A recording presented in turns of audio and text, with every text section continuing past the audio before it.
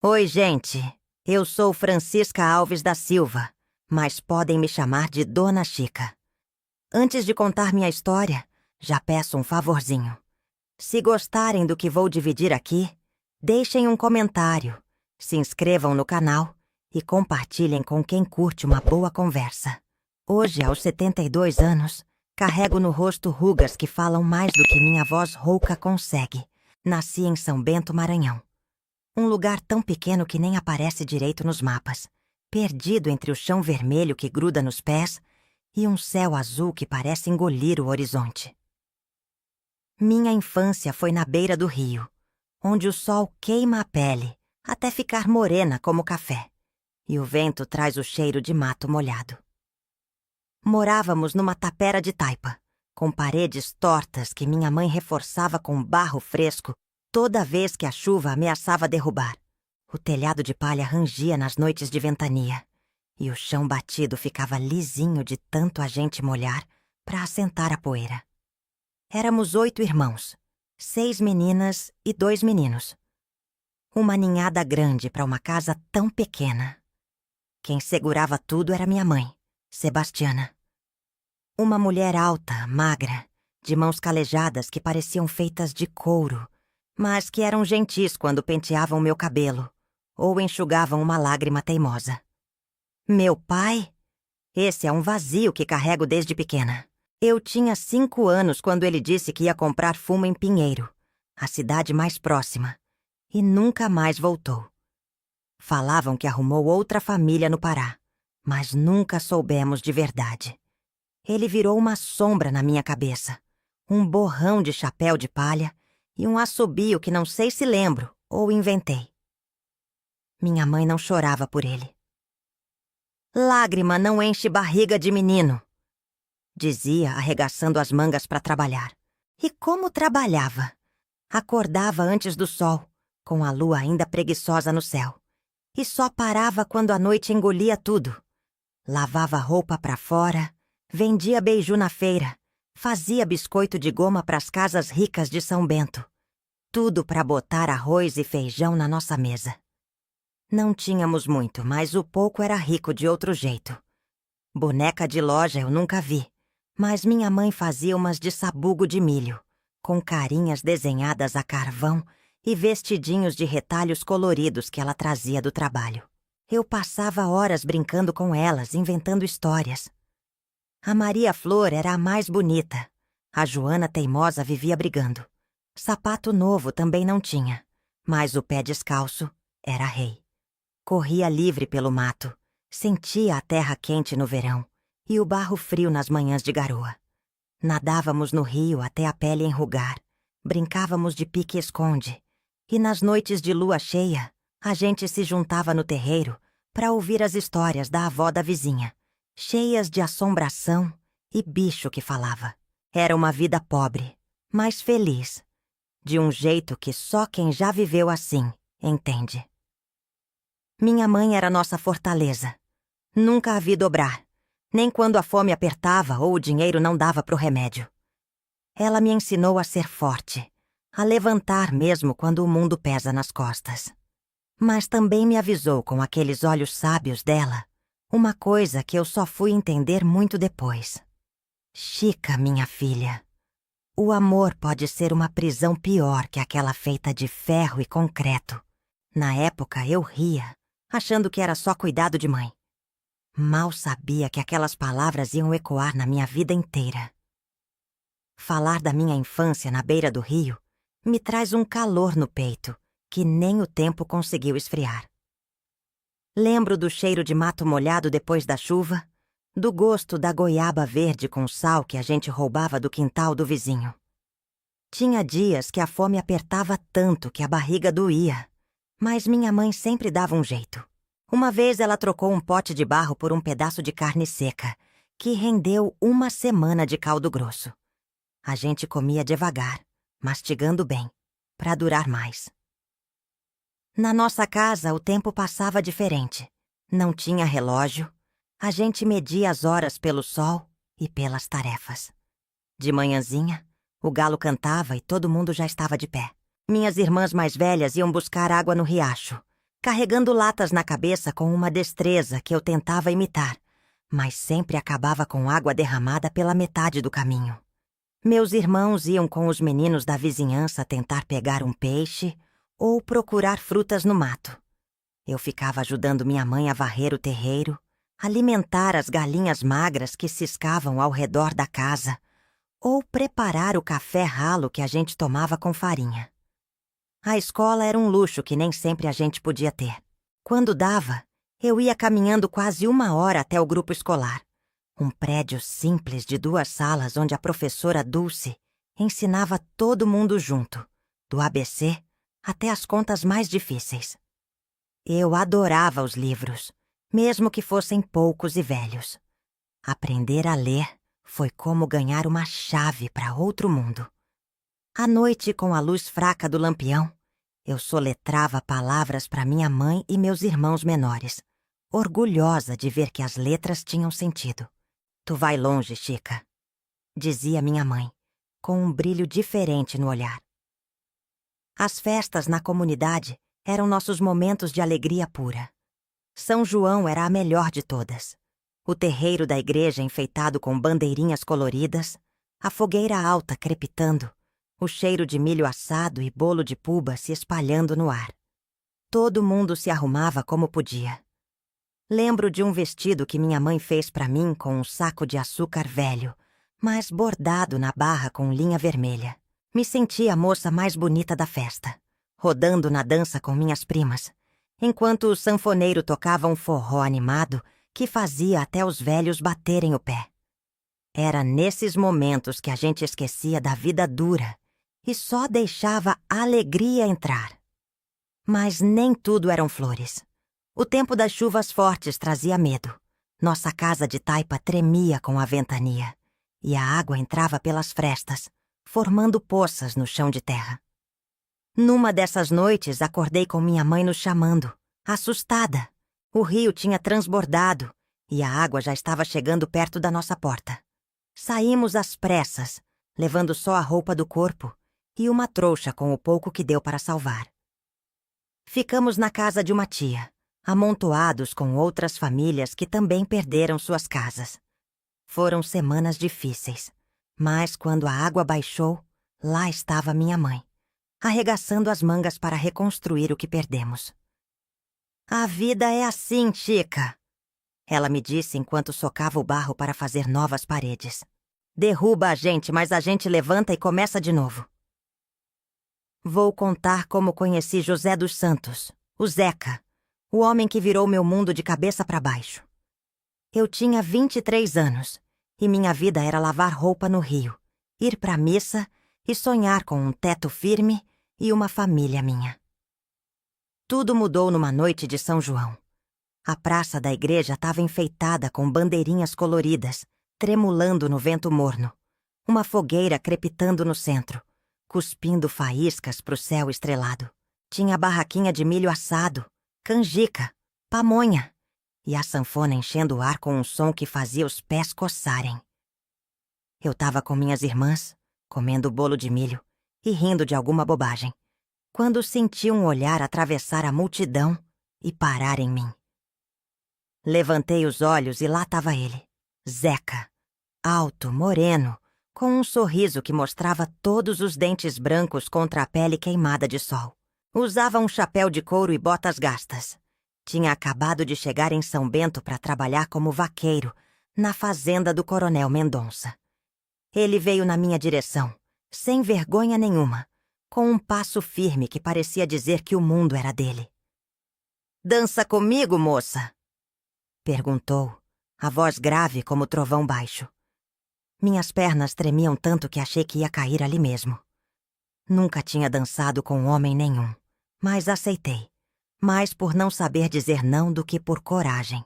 As mãos dele eram ásperas, de trabalho pesado, mas o toque era gentil enquanto me guiava no meio da praça.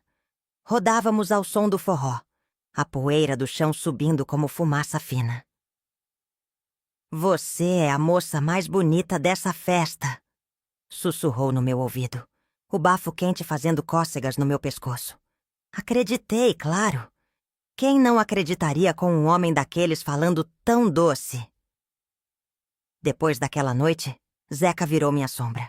Me esperava no caminho da fonte, trazendo uma florzinha do mato ou um cacho de jabuticaba que achava no caminho.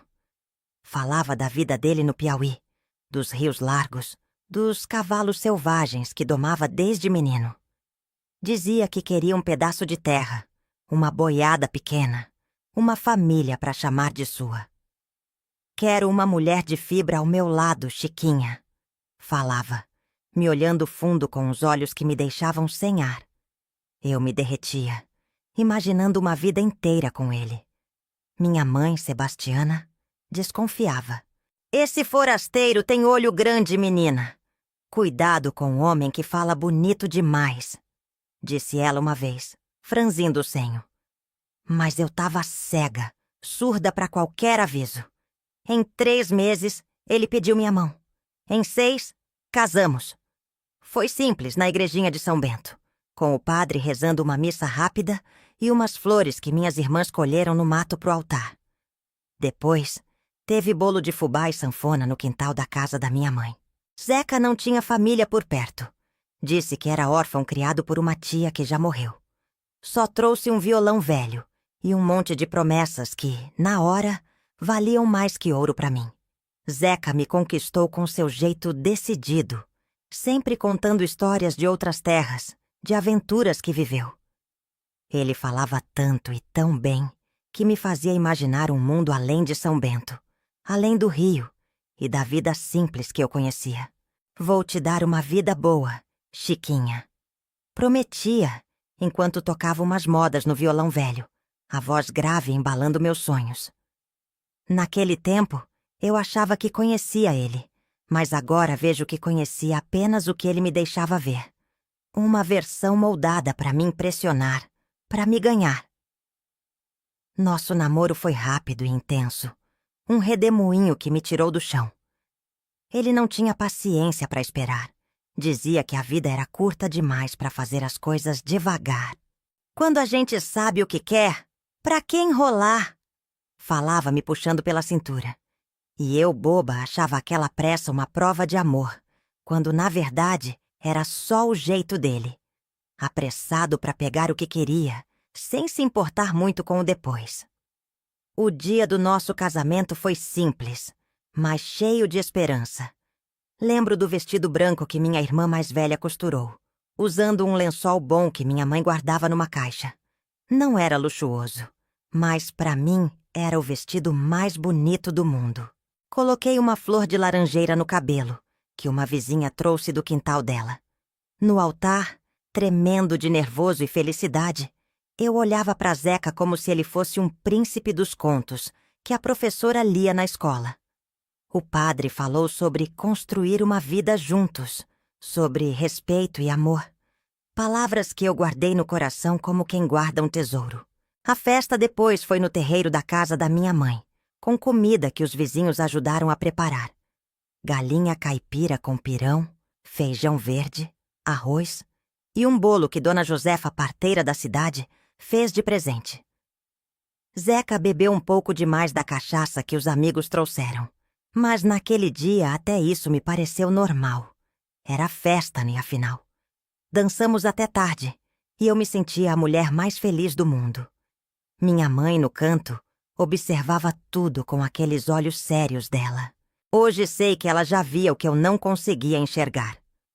Mudamos para uma casinha que herdei de uma tia sem filhos. Era pequena, só 2 peças. Um quarto e uma cozinha que servia de sala, com latrina no fundo e um pé de manga dando sombra. Para mim, era um palácio. Acordava cedo para fazer o café dele. Via seu sorriso sonolento me dando bom dia. Ele saía para a fazenda, eu lavava roupa no rio, e a gente sonhava junto. Mas logo vi umas fagulhas do temperamento dele. Uma noite cheguei tarde do trabalho, e ele estava no terreiro fumando com a cara fechada. "Onde tu tava, Chica?" perguntou a voz cortante. "Lavando roupa, ué", respondi. Ele bufou, jogou o fumo no chão e entrou sem falar mais nada. Achei que era cansaço, coisa pouca. Não sabia que era só o começo. Nos primeiros meses de casada, eu ainda vivia num sonho. Arrumei nossa casinha com o pouco que tinha, espalhando uns vasos de flores pelo terreiro, colocando uma toalha bordada na mesinha da cozinha, pendurando uma cortina de chita colorida na janela. Zeca parecia contente. Me abraçava forte quando chegava do trabalho. Contava casos engraçados da fazenda. Às vezes trazia um pedaço de carne que o patrão dava, ou umas frutas que pegava pelo caminho. Sentávamos na porta nas noites de calor, ele tocando violão, eu cantarolando junto, os grilos fazendo coro, o céu todo estrelado sobre nós. Parecia que tudo ia ser bom, que aquele amor ia durar para sempre. Mas aos poucos, as coisas começaram a mudar. Zeca começou a chegar tarde, às vezes com cheiro de cachaça, inventando desculpas que eu fingia acreditar. Tive que ajudar a separar o gado. O patrão pediu para fazer um serviço extra. Quando questionava, ele virava bicho. Tu tá duvidando de mim, é? Gritava, batendo a mão na mesa com tanta força que os pratos tremiam. Eu recuava, assustada com aquela raiva que parecia vir do nada. O pior eram os ciúmes. Se eu conversava com algum homem no caminho do rio, ou sorria pro filho da dona Josefa na feira, era motivo para uma tempestade em casa. Tu tá de gracinha com aquele rapaz, foi? Perguntava, os olhos apertados de raiva. Tô vendo que tu gosta de se mostrar pros outros. Eu explicava, jurava que não tinha nada, chorava até. Mas ele parecia gostar de me ver assim, acuada, implorando. Depois vinha com carinho, com presentes pequenos, com promessas de mudar. E eu, boba, acreditava. A casa que antes era meu sonho começou a ficar pesada, como se as paredes guardassem os gritos, as brigas, as noites que eu passava acordada, chorando baixinho para ele não ouvir. Minha mãe, quando me visitava, percebia que tinha algo errado. Tu tá magrinha, menina. Tá comendo direito? Perguntava, me olhando fundo nos olhos. Tá tudo bem, mãe. Eu mentia, engolindo o choro. Mas ela sabia. Mães sempre sabem. Em casa, eu tentava agradar Zeca de todas as formas. Caprichava na comida mesmo quando o dinheiro era curto. Mantinha tudo limpo e arrumado. Estava sempre pronta para ouvir suas histórias, para massagear seus ombros cansados depois do trabalho. Cheguei a pensar que o problema era eu. Que se eu fosse mais bonita, mais esperta, melhor dona de casa, talvez ele parasse de gritar, de beber, de me olhar como se eu fosse um peso. Uma noite, depois que casei com Zeca, achei que estava começando uma vida nova, cheia de promessas. Mas nem tudo que brilha é ouro. E eu logo ia descobrir isso. Nosso dia a dia era simples. Eu acordava cedo, fazia o café preto e forte que ele gostava, punha um pão na mesa e saía pro rio para lavar roupa. Zeca pegava o cavalo dele e ia para a fazenda do Coronel Mendonça, onde trabalhava como vaqueiro. Voltava no fim da tarde com cheiro de suor e mato e sentava no terreiro para fumar seu fumo de corda, enquanto eu aquecia a janta. Arroz, feijão, às vezes um pedaço de carne seca que a gente comprava na feira. À noite ele pegava o violão e cantava umas modas roucas, e eu ficava ali, com a cabeça no ombro dele, sonhando com o futuro. Um dia a gente vai ter um pedaço de terra, Chiquinha, uma boiada pequena, umas galinhas, uma casa de tijolo, ele dizia. Eu acreditava, mas tinha um vazio que pesava. A gente tentava ter um filho, e nada. Todo mês eu esperava, rezava para São Francisco, tomava chá de ervas que as comadres juravam que funcionava. Nada. Meu ventre ficava quieto, e eu via a decepção nos olhos de Zeca, mesmo ele dizendo, Deus sabe a hora certa. Uma noite, depois de mais uma espera frustrada, chorei escondido no quintal. Ele me achou, me abraçou, mas senti um frio no jeito dele, como se já tivesse desistido de mim.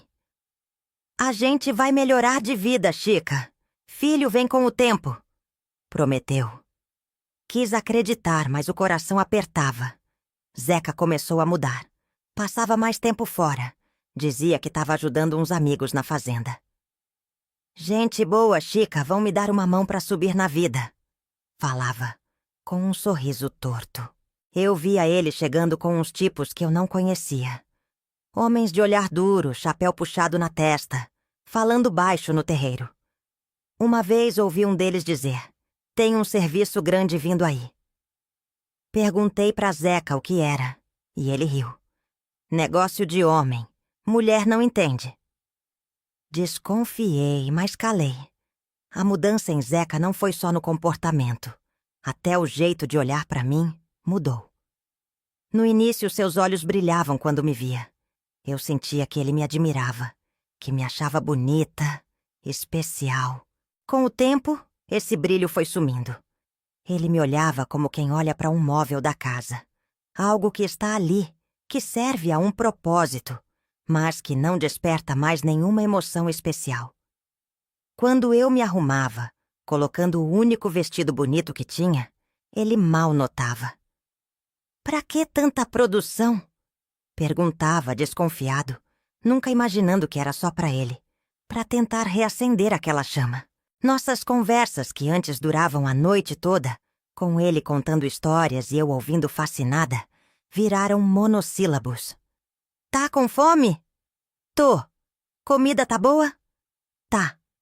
E o silêncio voltava, pesado como chumbo. Eu tentava puxar assunto, perguntar sobre o trabalho, contar algo que aconteceu no Rio. Mas ele respondia com impaciência, como se minhas palavras fossem um incômodo. Às vezes pegava o chapéu e saía sem dizer para onde ia, voltando tarde da noite, cambaleando de cachaça. Os sonhos que tínhamos juntos, a terrinha própria, a casa melhor, os filhos correndo pelo quintal, foram se desbotando como roupa velha no sol. Zeca já não falava mais deles, e quando eu tocava no assunto, ele desconversava ou ficava irritado. Tu só pensa em gastar dinheiro, mulher! Reclamava, como se nossos sonhos fossem apenas caprichos meus. O dinheiro, aliás, era outro mistério. Ele dizia que ganhava pouco na fazenda, mas às vezes aparecia com coisas novas. Um relógio, umas botas, que eu sabia que custavam mais do que poderíamos pagar. Comecei a me sentir sozinha, mesmo dividindo a cama com ele. À noite, deitada ao seu lado, ouvia sua respiração e me perguntava onde tinha ido parar aquele homem que me encantou na festa de São João, que me fazia rir e sonhar. No lugar dele estava um estranho, um homem de rosto fechado e palavras duras. Eu ainda tentava, ainda acreditava que aquele Zeca antigo podia voltar. Cozinhava seus pratos preferidos, escutava suas histórias mesmo quando se repetiam, perdoava suas ausências. Mas cada dia era mais difícil, como subir uma ladeira que só fica mais íngreme. Lembro de uma vez que estávamos sentados no terreiro, vendo o sol se pôr atrás do morro, e eu peguei na mão dele, como fazia nos tempos de namoro. Ele deixou a mão ali, morta, sem apertar a minha de volta, sem aquele carinho que antes vinha tão natural. Olhei para o seu perfil recortado contra o céu vermelho e percebi que estava perdendo ele. Ou talvez já tivesse perdido há tempo e só agora enxergava. Mas mesmo assim, eu agarrava qualquer fagulha de esperança, qualquer pequeno gesto que lembrasse o homem por quem me apaixonei. As mentiras vieram devagar. Tô indo pra fazenda, dizia, mas voltava com cheiro de cachaça e as botas limpas, sem sinal de trabalho no mato. Uma noite chegou com um rádio novo. Ganhei de um amigo, explicou. Achei estranho. Vaqueiro não ganha rádio assim. Mas ele ficou bravo quando perguntei mais. Tu não confia em mim, Chica? Gritou, batendo a mão na mesa. Fiquei quieta, com um nó na garganta. Minha mãe me avisou uma vez, lavando roupa comigo no Rio. Esse teu marido tem olho grande, minha filha. Cuidado! Eu ri na hora, mas agora as palavras dela pesavam. Eu ainda sonhava com nossa vida melhor. Uma casa maior, um filho correndo pelo quintal. Mas Zeca estava indo por um caminho que eu não enxergava direito. Só sentia o vento frio que começava a soprar entre a gente. O dinheiro na nossa casa era sempre pouco, mas começou a ficar misterioso. Zeca dizia que o coronel pagava mal, que os tempos estavam difíceis. Mas de repente aparecia com um corte de tecido fino para fazer uma camisa ou uma caixa de fumo importado. Quando eu perguntava como conseguiu, ele dava respostas vagas. Um amigo me deu, fiz um servicinho extra. E mudava de assunto. Comecei a esconder as poucas moedas que ganhava lavando roupa, enroladas num pano dentro da lata de farinha. Não contava pra ele. Era meu segredo, minha segurança. As noites se tornaram mais pesadas. Zeca voltava tarde, cheirando a cachaça e a perfume barato que não era meu. Eu fingia dormir, mas o coração batia forte no peito enquanto ouvia ele tropeçar pela casa, derrubando coisas, resmungando. Às vezes ele entrava no quarto e me sacudia, querendo conversar, contar histórias sem pé nem cabeça. Ou então me puxava com força, querendo carinho que eu já não sentia vontade de dar. Outras vezes caía na rede da sala e dormia ali mesmo, roncando alto a noite toda. Uma manhã, quando estendi as roupas dele para lavar, encontrei manchas de batom na gola da camisa. Um vermelho forte que eu nunca usei na vida. Meu estômago apertou. A vista escureceu por um segundo. Segurei aquele pano entre os dedos trêmulos, sentindo o cheiro de outra mulher misturado ao suor dele. Naquele momento, algo dentro de mim morreu. Lavei a camisa com força, esfregando até os nós dos dedos doerem, como se pudesse apagar, junto com a mancha, o que ele tinha feito. Quando confrontei Zeca à noite, ele nem tentou negar. Deu uma risada sem graça e disse: "É a vida, Chica. Homem é assim mesmo." Como se fosse natural, como se eu tivesse que aceitar. Virou as costas e foi dormir, me deixando ali parada no meio da cozinha, com as lágrimas descendo silenciosas. Naquela noite, fiquei acordada olhando para o teto de palha, me perguntando onde tinha errado, o que tinha feito para merecer aquilo. Pensei em voltar para a casa da minha mãe, em largar tudo, mas a vergonha era maior que a dor. O que as pessoas iam dizer? Que eu não soube segurar meu homem? Que fracassei como esposa? Então engoli o choro e fiquei. Os dias passavam arrastados, cada um igual ao outro. Eu lavava, cozinhava, varria, esperava por um Zeca que estava cada vez mais distante, mesmo quando estava em casa. Foi nessa época que comecei a rezar mais. Ia à igrejinha todas as manhãs antes de ir para o Rio, acendia uma vela tremida para Nossa Senhora, pedia força, pedia um milagre, que ele voltasse a ser o homem que conheci, que nossa vida melhorasse. Acho que no fundo já sabia que era impossível, mas a esperança é teimosa, não morre fácil. Teve uma noite que virou minha vida de ponta cabeça, uma noite que eu nunca vou esquecer. Era fim de tarde, o céu estava carregado, com nuvens escuras engolindo o sol. O vento assobiava forte, balançando o pé de manga no quintal, e os trovões faziam o chão tremer. Eu estava na cozinha, aquecendo o feijão, quando Zeca entrou de supetão, a porta batendo contra a parede. Ele estava pálido, os olhos arregalados, a camisa suja de lama e suor. "Chica, aconteceu uma coisa ruim", disse, a voz tremendo. Meu coração gelou. "Que foi, Zeca?" perguntei, largando a colher. Ele caiu no banco, esfregando o rosto com as mãos. Eu entrei num roubo na fazenda do coronel. Deu tudo errado." Eu senti o chão sumir. "Como assim, roubo?" falei, quase gritando. Ele me olhou perdido. "Era para ser rápido, Chica. Uns amigos disseram que o coronel guardava dinheiro em casa. A gente entrou, mas ele acordou, pegou a arma, teve tiro. Ele caiu e eu corri." Meu peito apertou tanto que mal respirava. Tu matou o coronel? Perguntei com a voz fraca. Não sei, Chica. Tava tudo escuro. Eu só fugi. Mas a polícia tá vindo.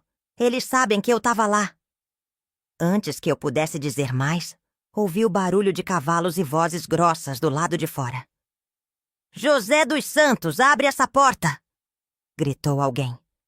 Zeca levantou num pulo, o pavor estampado no rosto. Eu não vou pra cadeia, Chica. Me ajuda, me esconde. Ele correu pro quarto, procurando um canto pra se enfiar. Eu fiquei parada, o coração batendo como tambor, enquanto a chuva começava a cair, pesada, batendo no telhado de palha. A polícia martelava a porta, e eu olhava pro homem que eu amei, agora um estranho acuado. Foi aí que fiz uma coisa que até hoje não sei explicar direito. Talvez fosse amor, talvez fosse medo de perder ele para sempre. Fica quieto, sussurrei, e fui até a porta. Abri devagar, com as mãos tremendo. O sargento, um homem de bigode grosso, me encarou com olhos duros. Cadê teu marido? Ele assaltou a fazenda do Mendonça. O coronel tá morto. Eu engoli em seco, sentindo o peso do mundo nas costas. Ele não tá aqui. Menti. Fui eu quem pegou o dinheiro. O sargento franziu o senho. Tu, mulher, não me faz rir. Mas eu insisti, com uma calma que não era minha. Eu entrei na casa, peguei o que tinha e corri. Zeca não tem nada com isso. Ele me olhou de cima a baixo, desconfiado, mas mandou os guardas revistarem a casa. Zeca estava escondido no fundo, atrás de umas tábuas, e eu rezei para ninguém achar. Vamos te levar, então, disse o sargento me agarrando pelo braço. Olhei para trás uma última vez, vi os olhos de Zeca brilhando no escuro, cheios de medo e alívio. Ele não disse nada. Eu saí na chuva, algemada, sem saber que estava trocando minha vida pela dele. Aquele momento, com a chuva fria escorrendo pelo meu rosto e as algemas apertando meus pulsos, ficou gravado na minha memória como uma marca de ferro quente. Enquanto me levavam embora, eu ainda olhava para nossa casa, esperando que Zeca saísse correndo, que gritasse, parem, foi eu, que não me deixasse levar a culpa sozinha. Mas a porta continuou fechada, e tudo o que ouvi foi o barulho da chuva e os cascos dos cavalos na lama. Na delegacia de São Bento me jogaram num quartinho escuro que servia de cadeia. Tinha um catre de madeira dura, um balde num canto e uma janelinha pequena com grades. O cheiro de mofo e urina era forte, mas o que mais pesava era a solidão. Passei a noite inteira sentada no catre, abraçando os joelhos, tremendo de frio e medo. Pensava, amanhã Zeca vai aparecer, vai contar a verdade, vai me tirar daqui. Mas o dia seguinte chegou, e nada. Depois daquela noite de tempestade, me levaram para São Luís numa carroça da polícia, com as mãos algemadas e a chuva escorrendo pelo rosto. O julgamento foi rápido, coisa de 2 dias. O juiz, um homem de óculos tortos, me olhou por cima dos papéis e perguntou: Por que tu fez isso, Francisca? Eu repeti a mentira com a voz firme. Fui eu que entrei na casa do coronel. Peguei o dinheiro. Não tinha provas contra mim além da minha palavra. Mas o sargento disse que acharam umas moedas na nossa casa. Coisa que Zeca deve ter deixado para trás. Ninguém achou ele. E eu não entreguei. 15 anos por roubo e cumplicidade na morte do Mendonça, sentenciou o juiz. Meu mundo desabou, mas eu não chorei. Não ali. Durante o julgamento olhei em volta várias vezes, esperando ver o rosto de Zeca entre as pessoas. Ou de alguém da minha família, minha mãe, minhas irmãs, mas não reconheci ninguém. Estava sozinha na sala fria, com o juiz me olhando como se eu fosse um inseto, o promotor falando palavras duras sobre meu caráter. Meu advogado, um rapaz novato designado pelo tribunal, mal abriu a boca. Quando a sentença foi lida, senti um frio que vinha de dentro, Como se meus ossos tivessem virado gelo. 15 anos. Quase uma vida inteira. Eu tinha 23 anos. Ia sair de lá com 38. Uma mulher já marcada, gasta. O que restaria de mim? Na viagem para a penitenciária de São Luís, algemada no banco traseiro de um jipe velho da polícia, vi o mundo pela janela com outros olhos. As árvores, o céu, as pessoas na beira da estrada. Tudo parecia distante, como se pertencessem a outra vida, não mais a minha. A estrada era longa e cheia de buracos. Cada solavanco sacudia meu corpo dolorido e minha alma quebrada. O guarda ao meu lado nem me olhava, como se eu já não fosse gente. Cheguei na cadeia de São Luís numa manhã cinzenta, com o barulho das grades batendo na minha cabeça como um sino fúnebre. O lugar fedia a mofo e suor, as paredes eram de concreto rachado, e o chão gelava os pés descalços. Me jogaram numa cela com outras mulheres que me encararam como se eu fosse comida fresca. "Assassina do Mendonça!" gritou uma batendo na grade. Eu me encolhi num canto do catre duro, sentindo o frio subir pelos ossos. Nos primeiros dias, não comia, não falava, só olhava pro teto, esperando acordar daquele pesadelo. Mas era real. A adaptação à vida na prisão foi como aprender a respirar embaixo d'água. No começo, cada minuto doía, cada barulho me assustava, cada olhar das outras presas me fazia tremer. As guardas eram duras, gritavam por qualquer coisa, e algumas gostavam de humilhar. Mandavam limpar o chão já limpo, faziam piadas sobre nossos crimes, tratavam a gente como lixo. A comida era um mingau ralo no café da manhã, feijão aguado com arroz no almoço e uma sopa magra no jantar. Meu estômago demorou a se acostumar, e emagreci tanto que minha roupa, já gasta, ficava pendurada no corpo como num cabide. Eu esperava Zeca. Todo dia de visita ficava na grade, olhando pro portão, achando que ele ia aparecer com aquele sorriso torto e me tirar dali. Nunca veio. Escrevi cartas com um lápis que uma guarda me deu, pedindo notícias, dizendo que estava tudo bem, que eu aguentava por ele. Dobrava o papel com cuidado, entregava para quem saía, rezando para chegar nas mãos dele. Nenhuma resposta. O silêncio cortava mais fundo que as grades. As outras presas, no início, me tratavam com desconfiança. "Essa aí matou um coronel", sussurravam pelos cantos. Algumas me provocavam, tentando me fazer falar sobre o crime, querendo detalhes sangrentos que eu não tinha para dar.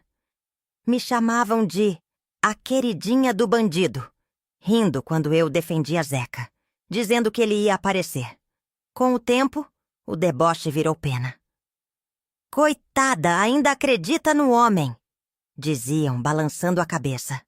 Foi aí que elas apareceram. As outras detentas. Uma delas, Dona Maria, uma mulher de cabelo grisalho e olhos gentis, me puxou pro lado numa tarde. "Para de esperar homem, menina! Aqui, ou tu vira família com a gente ou vira nada." Ela me deu um pedaço de pão que guardava e me levou para a lavanderia da prisão, onde algumas trabalhavam. Conheci Rosa, que ria alto apesar de tudo, e Jandira, quieta, mas que sabia costurar como ninguém.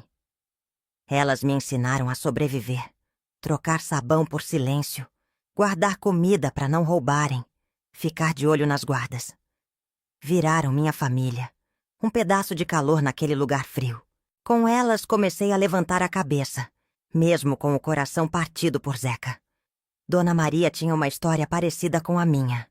Também foi presa no lugar do marido, que a convenceu a assumir um crime que não cometeu. Ele jurou que ia me esperar, que ia cuidar dos nossos filhos. Contou ela uma noite, na escuridão da cela. Quando saí depois de 8 anos, descobri que tinha vendido nossa casa, levado as crianças para longe. Nunca mais vi meus meninos. Ela falava sem raiva, só uma tristeza profunda que vinha de um lugar além das lágrimas. Foi ouvindo ela que comecei a entender a verdade sobre Zeca, sobre mim, sobre o preço do amor cego. A vida na prisão era uma dança lenta e pesada. Acordava com o grito das guardas, um berro que cortava o silêncio da manhã. O café era um líquido ralo que chamavam de café, com um pão duro que eu mastigava devagar para durar. Depois me mandaram para a costura. Uma sala abafada, cheia de máquinas velhas e linhas emboladas. Eu nunca tinha pegado numa agulha antes, mas Dona Maria, minha companheira de cela, me ensinou. Faz devagar, Chica, que o tempo aqui é teu inimigo e teu amigo, dizia ela com um sorriso cansado. Eu costurava uniformes para as guardas, lençóis para as camas, qualquer coisa que pedissem. As mãos doíam, os dedos ficavam cheios de calos, mas era melhor que ficar parada, pensando no que perdi. Os domingos eram os piores. Dia de visita na prisão, o pátio enchia de gente. Maridos, filhos, mães, todos trazendo um pouco do mundo exterior em pacotes de comida, em roupas limpas, em notícias e abraços. Eu ficava num canto, observando aqueles encontros, sentindo uma inveja que me corroía por dentro. Algumas presas dividiam seus visitantes comigo. Vem conhecer minha amiga Chica, diziam, e eu sorria forçado, agradecida pela gentileza, mas ainda mais consciente da minha solidão. Dona Maria, que também não recebia visitas, sentava comigo nesses dias. A gente não falava muito, só ficava lado a lado, 2 ilhas de abandono num mar de reencontros. Aos poucos encontrei pequenos confortos. Uma freira que visitava a prisão me deu uma bíblia pequena, com capa de couro gasto. Eu lia todas as noites, mesmo sem entender muito bem as palavras antigas. Gostava especialmente do livro de Jó, aquele homem que perdeu tudo, mas não perdeu a fé. Me identificava com ele de alguma forma. Também comecei a fazer crochê, com linha que Jandira me ensinava a desfiar de roupas velhas. Fazia pequenos paninhos, flores, estrelas, coisas bonitas que pareciam fora de lugar naquele mundo cinza, mas que me davam um propósito, um sentido para as horas vazias. Teve dias que o desespero vinha como onda. Uma vez ouvi uma guarda falando de um preso que fugiu e morreu tentando pular o muro. Fiquei imaginando Zeca. Será que ele estava vivo? Será que pensava em mim? Chorei escondido na latrina com o rosto nas mãos, sentindo a solidão me engolir. Mas aí pensava na minha mãe, Sebastiana, e na força dela. Lágrima não enche barriga, ela diria. Então eu voltava para a máquina, costurava mais um pano, engolia o choro. Com o passar dos anos, algo estranho aconteceu. A prisão virou minha casa. Conhecia cada rachadura nas paredes, cada ranger das portas de metal, cada rotina do dia. Tinha meu lugar na fila do banho, meu canto no refeitório, minhas amigas com quem dividir os poucos momentos de alegria. O mundo lá fora, que no começo eu lembrava com tanta saudade, foi virando um sonho distante, quase irreal. São Bento, o rio, minha casa com o pé de manga. Tudo parecia pertencer a outra pessoa, não a mim. A Chica de antes tinha morrido em algum ponto daqueles anos, e a mulher que tomou seu lugar era mais dura, mais calada, mais sábia na dor. Notícias de São Bento chegavam raras, trazidas por visitas de outras presas. Uma vez uma novata disse que viu Zeca na feira, bebendo com uns homens de má fama. Tava magro, parecia doente, contou. Meu coração deu um salto. Ele estava vivo. Mas depois veio o vazio. Se estava tão perto, por que não me procurava? Escrevi mais uma carta pedindo para ele vir, nem que fosse para dizer adeus. Nada voltou. A esperança, que no começo era uma chama, foi virando brasa, depois cinza. Eu contava os dias num canto da parede, riscando com um prego que achei no chão. 7 anos era muito, mas cada risco era um passo para fora. Através dessas visitas ocasionais de outras presas, fui montando um quebra-cabeça do que tinha acontecido depois que fui presa. Soube que minha mãe, Sebastiana, tinha ficado doente logo depois do meu julgamento. A velhinha definhava chamando por você, contou uma presa de São Bento. Morreu sem saber se a filha estava viva ou morta. Aquilo me quebrou por dentro. Pensar que minha mãe se foi sem um último abraço, sem poder me dizer adeus. Chorei por noites inteiras, sentindo uma dor que parecia não ter fim. Minhas irmãs tinham se espalhado. Uma foi para o Pará, outra para São Paulo. As mais novas ficaram por ali mesmo, casadas com homens da região. Ninguém tinha tempo ou dinheiro para viajar até São Luís para me ver. Também soube que Zeca tinha mudado depois da minha prisão. No começo dizem que andava cabisbaixo, evitando os olhares da cidade. Mas logo voltou a beber, a jogar, a se meter com mulheres. A casa que era minha, que herdei da minha tia, ele começou a modificar. Derrubou a parede da cozinha, construiu um puxadinho nos fundos, como se quisesse apagar qualquer lembrança de mim. Uma presa nova me contou que ele tinha arrumado outra mulher, uma moça de Pinheiro que trouxe para morar na nossa casa. Tem 2 filhos com ela, disse a mulher, sem saber o quanto aquilo me machucava. Filhos. A coisa que eu mais queria ter dado a ele, e que outra conseguiu.